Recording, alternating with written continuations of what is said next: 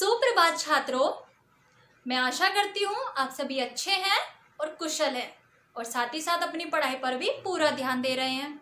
मैं नीलम शर्मा, आपकी संस्कृत अध्यापिका। हम अपनी संस्कृत की कक्षा में एक बार फिर पढ़ेंगे कारक परिचय। हमने पिछली बार दो उदाहरणों के माध्यम से कारक परिचय को पढ़ा, आपने समझा। मैं एक बार फिर आपको बता देती हूँ कि कारक हमारे क्या होते हैं। जिन शब्दों का क्रिया के साथ सीधा संबंध होता है वो हमारे कारक कहलाते हैं।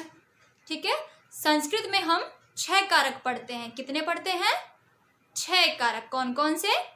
कर्ता, कर्म, कर्ण, संप्रदान, अपादान और अधिकरण। हम संस्कृत में ये 6 कारक पढ़ते हैं।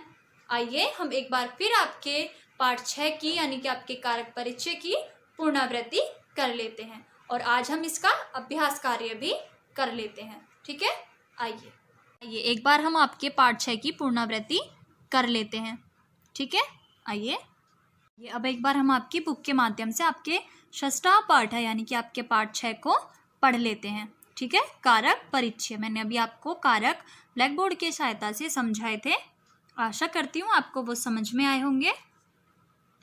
चलिए देखिए, जो शब्द क्रिया शब्दों के साथ संबंध जोड़ते हैं अर्थात क्रिया के साथ जिसका सीधा संबंध है उन्हें कारक कहते हैं। जैसे मैंने अभी बताया था कि जिन शब्दों का, चाहे वो हमारे सर्वनाम शब्द हो या वो हमारे संज्ञा शब्द हो, जिन शब्दों का क्रिया के साथ सीधा संबंध होता है वो हमारे क्या कहलाते हैं? कारक कहलाते हैं। संस्कृत में शब्दों के साथ लगने वाले चिन्ह कारक चिन्ह कहे जाते हैं। ठीक है, संस्कृत में कारक चिन्हों के आधार पर विभक्ति रूप बनते हैं। हमने शब्द रूपों में विभक्ति पढ़ी थी, 8 विभक्तियां। हम कारक के माध्यम से ही, कारक चिन्हों के आधार पर ही हम विभक्ति बनाते हैं। संस्कृत भाषा में कारक तथा विभक्तियां इस प्रकार हैं। देखेंगे, मैंने आपको क्या बताया था?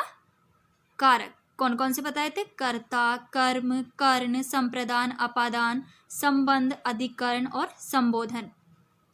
ठीक है, कर्ता जो हमारा कर्ता होता है, कर्ता कारक होता है, उसमें हम प्रथम विभक्ति लगाते हैं, प्रथमा विभक्ति लगाते हैं और इसका चिन्ह क्या होता है? ने। जैसे मैंने आपको बताया था, राम ने। कर्म कारक में हमारी द्वितीय विभक्ति लगती है। जैसे मैंने आपको बताया था, शाम को, चिन्ह भी लगे हुए थे। कर्ण विभक्ति में हमारी, कर्ण कारक में हमारी तृतीय विभक्ति लगती है यानी कि तीसरी विभक्ति लगती है। और चिन्ह क्या होता है? ये तृतीय विभक्ति कब लगेगी? जब हमारा दिया जाएगा से या के द्वारा। मैंने आपको बताया था सीता से, तो सीता से जब हम संस्कृत में अनुवाद करेंगे तब तो हमारी उसमें तृतीय विभक्ति लगेगी। आपको ये विभक्ति जो आपके शब्द रूप हैं वो आपको याद करने पड़ेंगे। इसके लिए संप्रदान में चतुर्थी विभक्ति लगेगी और चिन्ह होगा उसका के लिए या को। अपादान में पंचमी से अलग होने पर। संबंध में षष्ठी का, के, की, रा, रे, री। जैसे उसका भाई, उसकी बहन, उसके पापा। अधिकरण में सप्तमी यानी कि 7वीं विभक्ति लगेगी। किसमें? अधिकरण में, जिस क्रिया का कोई आधार होगा, में या पर। संबोधन में हमारी कोई क्रिया नहीं होती, इस कारण उसमें संबोधन विभक्ति ही वो जोड़ी जाती है और इसका चिन्ह होता है हे, अरे, भव। जैसे आपकी बुक में पढ़ा होगा आपने, भव छात्रों, अरे छात्रों। ठीक है, अब मैं एक बार आपको ऐसे ही पढ़ा देती हूँ। कर्ता ने, कर्म को, जैसे राम ने, शाम को, गीता से, सीता के लिए, बैग से। ठीक है, आधार क्या था? पुस्तक में। कर्ता ने कर्म को कर्ण से, संप्रदान के लिए, अपादान से अलग होना, संबंध का, के, की, रा, रे, री। अधिकरण में पर, संबोधन हे, अरे। ये हमारे कारक, विभक्ति और कारक चिन्ह हमने पढ़ लिए हैं। आगे चलते हैं। आगे हमारा कभी कभी कर्ता व कर्म कारक चिन्ह के बिना भी प्रयुक्त होते हैं। ठीक है, ये आप ध्यान रखेंगे कि कभी कभी ऐसी क्रिया होती है जब हम कर्ता और कर्म कारक को बिना चिन्ह के ही प्रयोग करते हैं। बालक खाना खाता है, आपको उदाहरण भी दे रखा है। बालक खाना खाता है, तो बालकः भोजनम खादति। इसमें हमारा कहीं भी कारक चिन्ह नहीं आया। कारक चिन्ह क्या था हमारा कर्ता का? ने, और कर्म का क्या था? को। तो कर्म क्या कर रहा है? वो भोजन खाना। और कर्ता कौन है यहाँ पर? बालक। तो इसमें हमें कहीं भी कारक चिन्ह नहीं दिखा। तो हम कभी कभी कर्ता और जो कर्म कारक है उसे हम बिना चिन्ह के भी प्रयोग करते हैं। उसी तरह छात्र पुस्तक पढ़ता है, छात्रः पुस्तकम पठति। वस्तुतः संस्कृत में कारकों की 6 संख्या होती है। मैंने आपको बताया था कि हमारे संस्कृत में 6 कारक होते हैं। संबंध और संबोधन संस्कृत में कारक नहीं होते, क्योंकि ये क्रिया शब्दों के साथ सीधा संबंध नहीं जोड़ते। ठीक है, मैंने आपको बताया था ये। रामस्य भ्रातः लक्ष्मण, राम लक्ष्मण का भाई है। इसमें सिर्फ हमारा क्या जुड़ रहा है? 2 भाइयों के बीच संबंध जुड़ रहा है। इसमें हमें कोई भी क्रिया प्रदर्शित नहीं हो रही है, इसलिए हम संबंध और संबोधन कारक को संस्कृत में कारक नहीं मानते। राम का भाई लक्ष्मण है, इस वाक्य में क्रिया है ही नहीं। इसी तरह हे राम, इस वाक्य में भी क्रिया नहीं है, किंतु कारक विभक्ति के रूप में षष्ठी विभक्ति का संबोधन प्रथमा का प्रयोग होता है, अतः इन्हें भी जानना आवश्यक है। ठीक है, जो हमारी षष्ठी विभक्ति और संबोधन होते हैं उसमें हम कभी कभी प्रथमा विभक्ति का भी प्रयोग करते हैं। कारक प्रयोग देखेंगे अब। कर्ता कारक, क्रिया करने वाला कर्ता कहलाता है। जैसे बालकः पठति, कर्ता हमारा बालक हो गया, क्रिया वो पढ़ने की कर रहा है। ठीक है, यानी कि जो कार्य कर रहा होता है उसे कर्ता कहते हैं। यहाँ प्रथमा विभक्ति का प्रयोग किया गया है। बालक के शब्द रूप पढ़े हैं आपने, बालकः, बालकौ, बालकः, यही पढ़ाया था। बालका हमारा प्रथम विभक्ति है और ये कर्ता भी है। तो कर्ता में मैंने क्या बताया था आपको, पीछे देखेंगे आप। कर्ता में हमारा क्या लगता है? कर्ता में हमारी प्रथम विभक्ति लगती है। ठीक है, आगे चलते हैं। कर्म कारक वाक्य में क्रिया का प्रभाव जिस पर पड़ता है वह कर्म कारक कहलाता है तथा द्वितीय विभक्ति का इसमें प्रयोग होता है। बालिका भोजनम करोति, क्रिया का प्रभाव किस पर पड़ रहा है? कर्म पर, क्योंकि वो क्रिया क्या कर रहा है? भोजन कर रहा है, वो खाने की, भोजन खाने की क्रिया कर रहा है। तो बालिका हमारी कर्ता हो गई, भोजनम हमारा कर्म हो गया, करोति हमारी क्रिया हो गई, यानी कि वो खाना खाने का कर्म कर रहा है, कर रही है, इसलिए ये हमारी कर्म कारक है। और इसमें हमारी विभक्ति भी दूसरी प्रयोग हुई है। कर्ण कारक, जिस साधन से क्रिया की जिस साधन से क्रिया की जाए वह कर्ण कारक होता है। मैंने आपको बताया था कि जिन साधनों का हम अपनी क्रिया करने के लिए प्रयोग करते हैं वो हमारा कर्ण कारक कहलाता है और इसमें हम तृतीय विभक्ति लगाते हैं एन। बालकः कलमेन लिखति, बालका हमारा कर्ता हो गया, कलमेन हमारा कर्ण हो गया, लिखति हमारी क्रिया हो गई, यानी कि वो क्रिया को जिस साधन के माध्यम से कर रहा है वो हमारी कर्ण कारक कहलाते हैं। कर्ण किसके माध्यम से वो लिखने की क्रिया कर रहा है? कलम के माध्यम से। ठीक है, यहाँ कलमेन कलम से साधन है। आगे है आपका संप्रदान कारक, जिसके लिए क्रिया की जाए वहाँ संप्रदान कारक होता है। राम ने किसके लिए अपनी क्रिया की थी? राम ने सीता के लिए अपनी क्रिया की थी, तो इसलिए वो क्या हुआ था? संप्रदान कारक। वहाँ पर लगती हमारी चतुर्थी विभक्ति, आप ये भी याद रखेंगे। बालकः पठनाय विद्यालयम गच्छति, बालक हमारा कर्ता हो गया, पठनाय हमारा संप्रदान हो गया और विद्यालय हमारा कर्म हो गया, गच्छति हमारी क्रिया होगी, यानी कि पठनाय पढ़ने के लिए, बालक पढ़ने के लिए विद्यालय जाता है। ठीक, अपादान, जहां से अलग होने का भाव हो वहां अपादान कारक होता है। जैसे मैंने आपको बताया था कि वो बुक को कहाँ से अलग कर रहा है?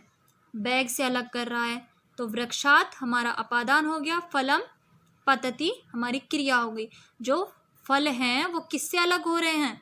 वो वृक्ष से अलग हो रहे हैं, तो यहाँ वृक्ष से फल के अलग होने का भाव आ रहा है, यानी कि वृक्ष से फल गिरते हैं। संबंध कारक, जिस व्यक्ति वस्तु या स्थान से संबंध बताया जाए वहाँ संबंध कारक होता है।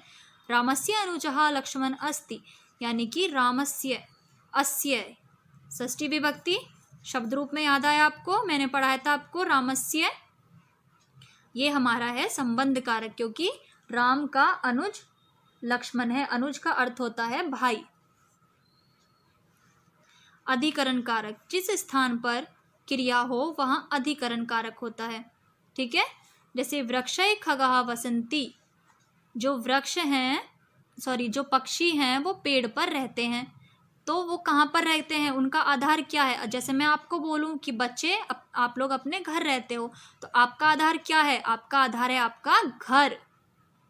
ठीक है, आइए अब हम इसका अभ्यास कार्य कर लेते हैं। चलिए हम आपके कारक परिचय के अभ्यास कार्य को कर लेते हैं। पहला प्रश्न है इसमें, कारक विभक्ति उचितम मेलनम कुरुत, यानी कि कारक और विभक्ति का उचित मेल कीजिए। कर्म कारक हमारी कौन सी विभक्ति है, जल्दी से लगाएंगे। कर्म कारक है हमारी द्वितीय विभक्ति। अपादान कारक है हमारी पंचमी विभक्ति, और कर्ता कारक है हमारी प्रथमा विभक्ति। कर्ण कारक है हमारी तृतीय विभक्ति, और संप्रदान है हमारी चतुर्थी विभक्ति। प्रश्न 2 पर चलते हैं। निम्नलिखित विकल्प है उचितम उत्तरम चित्वारिकित स्थानानि पूर्य। क्रिया करने वाले को डैश कहते हैं, क्या कहते हैं, क्रिया करने वाले को कर्ता कहते हैं। ठीक है,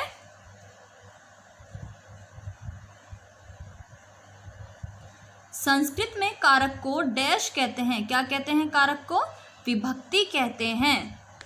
अगला है, जिस साधन से क्रिया की जाती है वह क्या कहलाता है हमारा, वह हमारा कर्ण कारक कहलाता है।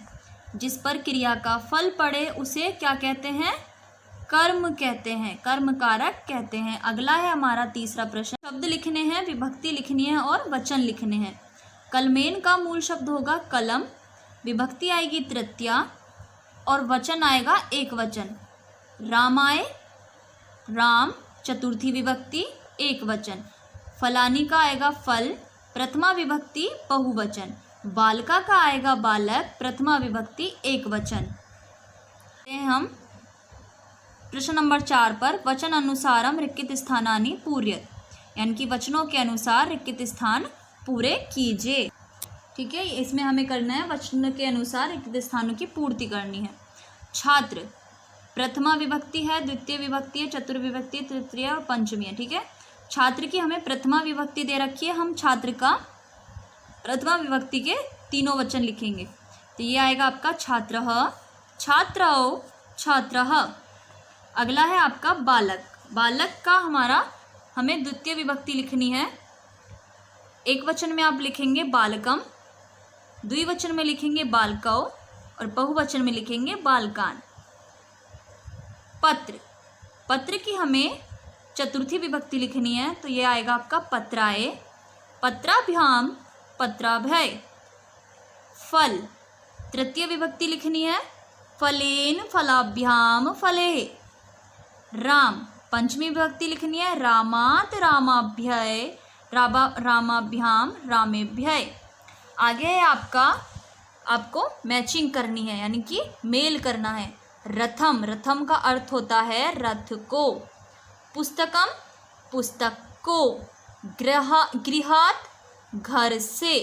रामस्य, राम का। गृहे, घर में। कंदुके, गेंद से। पठनाय, पढ़ने के लिए। आपका ये अभ्यास कार्य पूर्ण हो गया है, आप इसे अपनी उत्तर पुस्तिका में कर लेंगे।